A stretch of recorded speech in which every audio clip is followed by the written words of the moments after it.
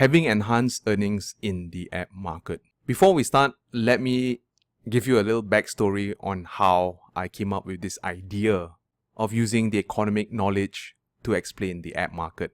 It was pretty much when me, being an app developer, started creating games, and I noticed that every time when there's a smash hit, there'll be clone after clone after clone. Frustrated, I kept thinking to myself, should I even be in the app market?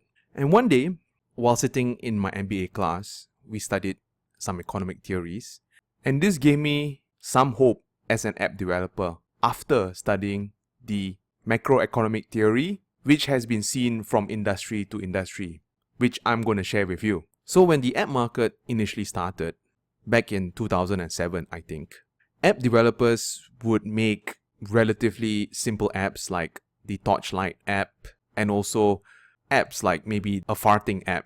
And when I saw certain articles, it just simply blew my mind that app developers can earn $10,000 a day just by creating simple apps like the fart app. This was a time when there were not many app developers, number one. Number two, since there are not many app developers, there were no close substitutes, and there was a relatively high barrier of entry, i.e., a lot of people needed to know how to code before they created that app. So essentially, this is how it would look like. One seller and many buyers. All of them don't have a choice but to buy the app created by the developer. Having said that, after many people reading about how app developers made about $10,000 a day, many other people started to learn via YouTube and also started buying books on how to develop app. I was one of them. So during this time, as more and more app developers started coming in the market, they started flooding the market with clones or similar products. So over here, we can see that a perfectly competitive market has, number one, homogeneous products, i.e. a lot of clones and similar products.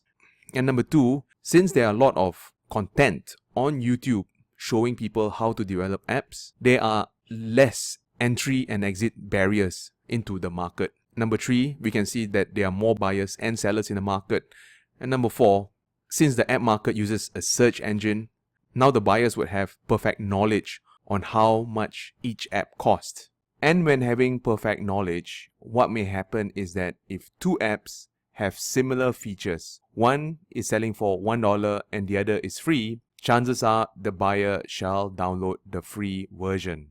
And to a larger extent, I think that we are currently in this phase, which is the perfectly competitive phase. And this is how it looks like. These are the app developers and that's the number of buyers. So sometimes it feels like there are just so many apps out there and so many developers out there, and sometimes it feels extremely tough. But don't despair, there is a perfect solution for this, and this is it. The monopolistic competitive market. This is where you want to be different from the rest. So what are the characteristics of a monopolistic competitive market? Well, the two which I like to highlight over here is that, number one, you are different from the rest of the competition. And number two, you have certain market powers as to increase or reduce prices. Chances are, if you want to be relatively profitable as an app developer, in charging your potential buyers a small fee, this strategy would be suitable for us as app developers. Now the main question, why would anyone even buy from me if I sell my apps for $1?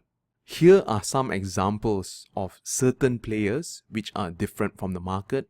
Over here, I've used two industries as a case study.